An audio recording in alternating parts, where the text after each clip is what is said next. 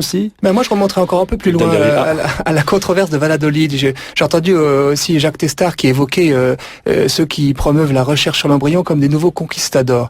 Et effectivement, vous avez raison, la science, dans un premier temps, nous pousse, nous, à manipuler, à regarder, à toucher. C'est la quête de savoir de l'homme, et elle est assez naturelle. Et puis, assez souvent, il faut à notre éthique quelques années, quelques centaines d'années parfois. On le voit sur des sujets, par exemple, comme l'esclavage, pour progressivement reconquérir, je dirais, l'humanisation de notre regard sur l'homme. Et vous avez évoqué les mères porteuses sur lesquelles le débat semble prendre une tournure qui nous semble le plus conforme au droit universel de la personne humaine. Mais en ce qui concerne l'embryon, le souci demeure entier en France, où vous savez sans doute que par dérogation, oui, mais c'est au fond le même enjeu. Hein. Par dérogation, le législateur a autorisé en 2004 qu'on puisse rechercher sur l'embryon dit surnuméraire, ne faisant plus l'objet d'un projet parental, recherche qui détruit dans cet embryon. Donc alors, on explique pour nos auditeurs, des enfants, des parents on par fécondation in vitro conçoivent un certain nombre d'embryons, certains sont implantés, d'autres sont immédiatement détruits et d'autres sont congelés, ce qui est autorisé en France contrairement à d'autres pays. Et donc on a un stock. Alors ils sont congelés à un âge dans l'azote liquide, à quelques au tout début, quelques jours. Voilà. Et il y en a actuellement, d'après les dernières données chiffrées fournies par l'agence de biomédecine, de 176 000. Donc ça constitue effectivement une impasse éthique à nos yeux. Et on a le droit désormais, depuis 2004, de chercher sur l'embryon. Il y a un des grands sujets en cours dans les états généraux, comme dans les réflexions sur la révision des lois actuelles. C'est est-ce qu'on va passer d'un régime de dérogation à un régime d'autorisation plus élargi, ce que promeut le Conseil d'État d'ailleurs, ou bien est-ce que, comme nous le demandons, il y aurait un moratoire sur la congélation de ces embryons, un moratoire sur la recherche, qu'on arrête au fond de manipuler l'être humain. Sachant qu'il y a d'autres solutions depuis. Pierre-Olivier Arduin, un mot sur ces 176 000 petits êtres en devenir, puisque tout leur permettrait de devenir des personnes comme vous et moi? Oui, c'est le choix du législateur en 1994. Contrairement à d'autres grandes nations autour de nous, je pense à l'Italie, l'Allemagne, l'Autriche, ou certains Scandinaves, les Norvégiens en particulier, ont interdit la cryoconservation, la congélation des embryons. Et maintenant, on se retrouve avec cette dérive qui va susciter du bruit. Et il y a des auditions qui commencent à parler de ce problème. Que faire de ces stocks faramineux d'embryons?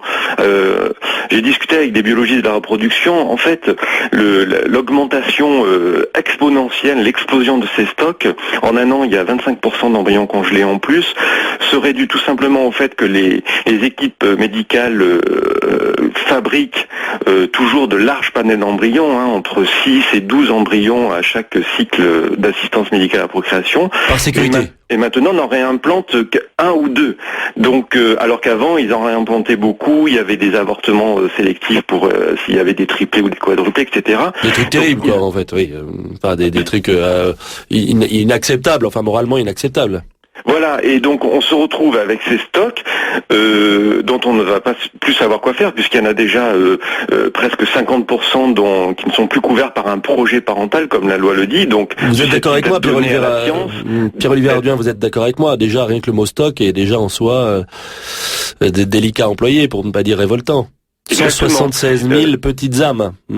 Parce que si vous voulez, la dignité de l'embryon en France est couverte par un artifice un petit peu juridique qui est le projet parental. Les Anglais, par exemple, ont choisi une définition scientifique. Il y a le pré-embryon, donc avant un certain nombre de jours, on peut expérimenter, on peut le donner à la science, on peut le donner à notre couple, etc.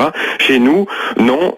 Quand il est couvert par ce désir d'enfant, il doit être protégé, il appartient aux parents, et une fois que le projet parental a été abandonné, s'est éteint, eh bien, évidemment, il devient un vulgaire matériel biologique. Pierre-Olivier Arduin, un mot là-dessus, la position de l'Église est ferme et n'a pas bougé d'un iota là-dessus. De la conception...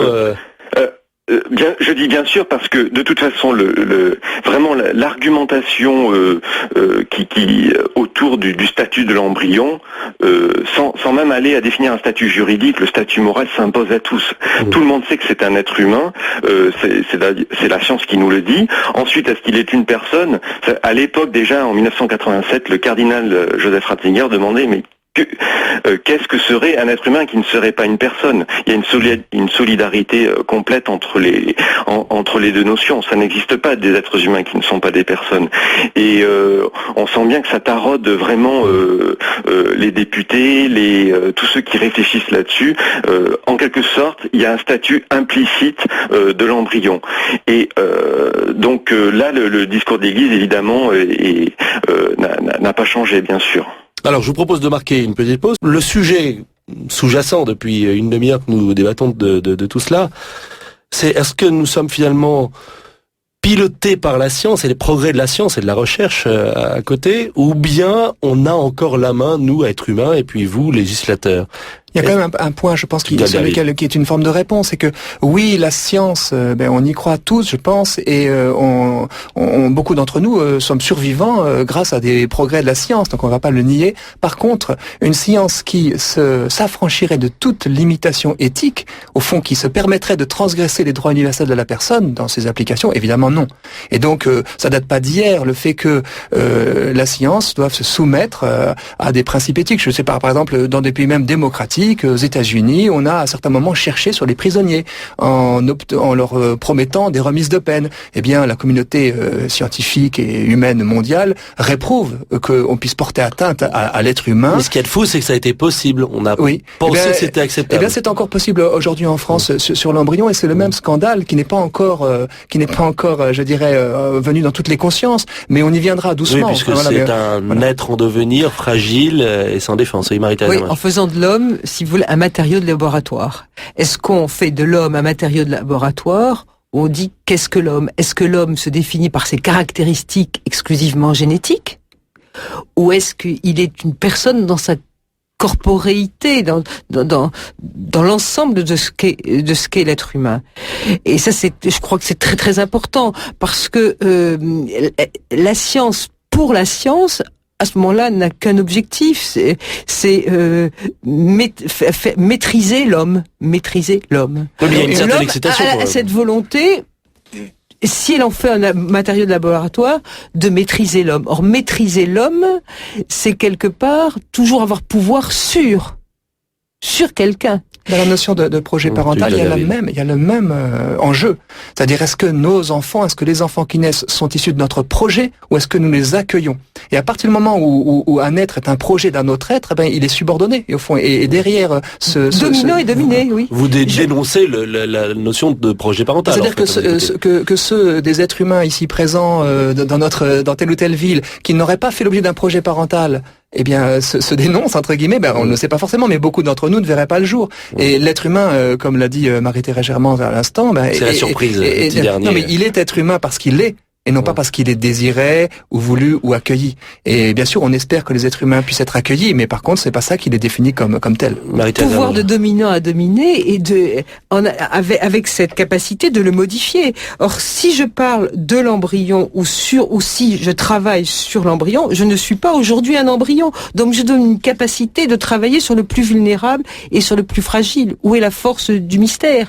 Que dit la faiblesse? Et ça, je crois que c'est très très important. Très très important. Oui, quand je parle sur la suppression des démons ou des êtres végétatifs, je le parle parce que je suis éloigné de cet état de démence ou de végétatif. Et donc je dis, j'ai un pouvoir sûr. Et donc il y a toujours cette volonté à travers la science, si vous voulez, quelque part qui est nécessaire, mais quelque part de capturer la vie, d'une part, et d'autre part dans une société où l'idéal humain se réduit à la perfection corporelle, d'occulter la question de la souffrance. Alors, la perfection corporelle, on met le doigt dessus. Puisqu'on vient de parler des embryons, tous ne sont pas le résultat d'une fécondation in vitro. Il y a quand même aujourd'hui en France quelques centaines de milliers de naissances et dans le lot, quelques centaines de milliers de mamans qui vont passer une échographie, qu'elles vont passer toujours avec une petite appréhension. Elles redoutent qu'on leur annonce une mauvaise nouvelle qui s'accompagne quasiment systématiquement. Les témoignages que nous avons récoltés à l'occasion d'émissions sur ce sujet-là sont unanimes. Toujours une solution magique qui est proposée. Ça fait partie des choses que vous dénoncez, évidemment, à l'Alliance pour les